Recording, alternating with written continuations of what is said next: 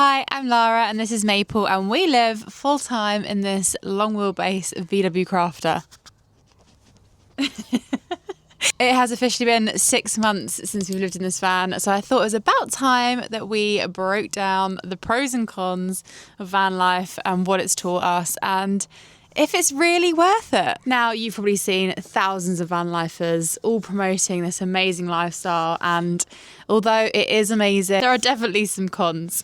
But let's take it back to the beginning. Just over a year ago, I decided that at the ripe age of 30, I thought I would be settled down. I'd have 2 kids, and yeah, that wasn't the case. So Maple and I decided that we wanted to go and travel, and we packed everything into my car. Oh, bye then.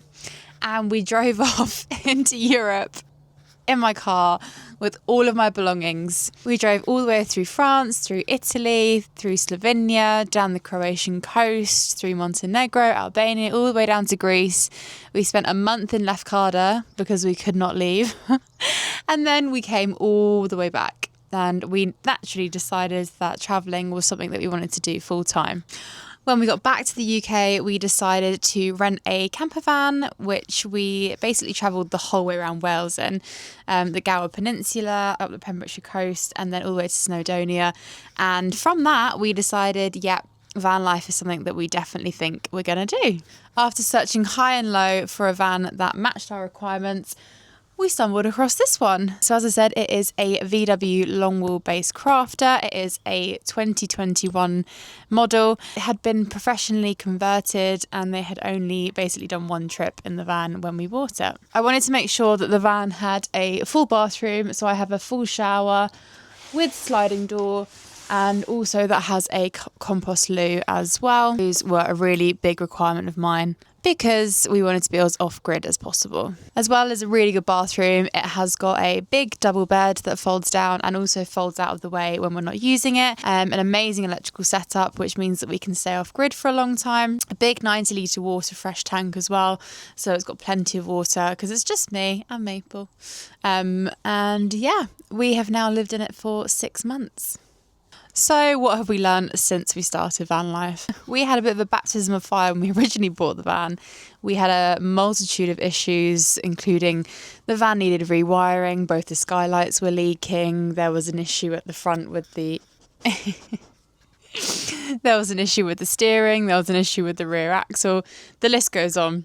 And after going to Scotland for what's supposed to be an amazing 6-week trip, it actually was a bit dampened by having to have so many repairs done. Fortunately, now all those repairs are done and we're back on the road. We've been having much better time, but it just goes to show that even if you buy a van that's been professionally converted, you may still have a lot of issues to deal with. Van life was absolutely amazing when we went to Scotland, and somewhere I've never been, but wow, what a place. It was definitely very much catered towards vans as well. There's a lot of places to top your water up, empty your grey waste, all those sorts of things, which are things that we had no idea about when we first started van life. England, however, we're currently down in the south of England and it is so difficult to have a van. Everywhere has height restrictions. It's hard to get water anywhere. It's hard to drop off your waste anywhere. And the only answer really is to sometimes have to pop into campsites. The point in buying this van was to be off grid. So naturally we try and stay away from campsites. But obviously sometimes that can't be avoided. Our next trip after going to Scotland, we decided to head into Europe for 3 months. My parents had just relocated down to the Pyrenees, so we thought it was a good excuse to visit the Pyrenees, which is an area that I'd never been before. Ended up spending 3 months going through the Pyrenees, the French side and the Spanish side, and it was absolutely beautiful. We also went into Spain for a little bit, which was amazing as well, and had some really, really good weather. The infrastructure for vans in Europe is so much better than it is in the UK. There are free airs everywhere, which are places that you can stop for free, get water for free, top up for free. They're like every other town. You're never far from one in France and Spain. So that was just amazing how tailored it is. You just don't feel like a nuisance. Whereas here in the UK, I feel like a nuisance all the time. I find it really hard and I feel like people are judging me in England. And there's just not as much space naturally. So yeah, it's not as catered at all. Our next plan is to try and get back into Europe. I'm in the process of getting a visa so I can go back into France. Now my parents live there. Technically, I'm French by descent, so I'm actually in the process of getting my French passport, but that is taking a long time. I do think van life is romanticised massively. You see all these beautiful park-ups everywhere, and yes, we have had some absolutely amazing park-ups. However, at the same time, you are constantly thinking of what you need. Have I got enough water? Have I emptied my waste? Have I got enough power? All these things are constantly playing on your mind. It is a constant balancing act. I think also as a solo female traveller, you've always got to be wondering, am I safe? Do I know how to get out of here? Every time I get to a new spot, I will always make sure I feel 100% comfortable before we sleep somewhere. And if my gut tells me that something's not right, we will leave immediately. And so far, I've trusted my gut and we've been fine. Touch wood.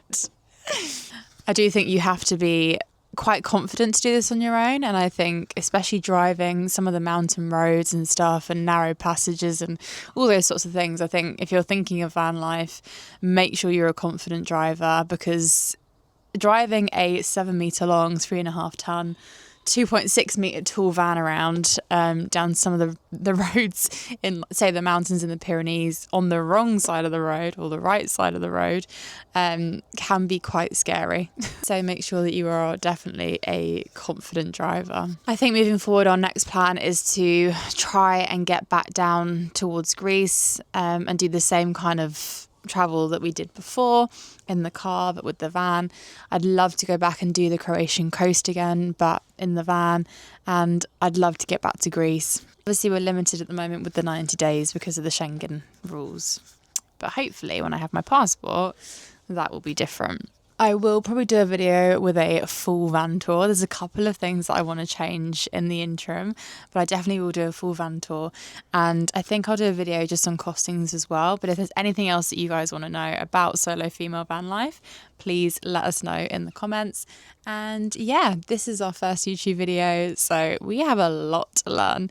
But we're really excited, and I wish I started this channel a year ago and documented all my travels. Better to start than never start at all. And I just had to bite the bullet because I was so nervous. I don't know why, because we've been posting lots on TikTok and stuff, but YouTube is just a different kettle of fish. Thanks, Maple. So yeah, thank you for joining us in our first video. We have got a lot to learn, and we will be back very soon with another video once we've learnt a bit more. Good girl.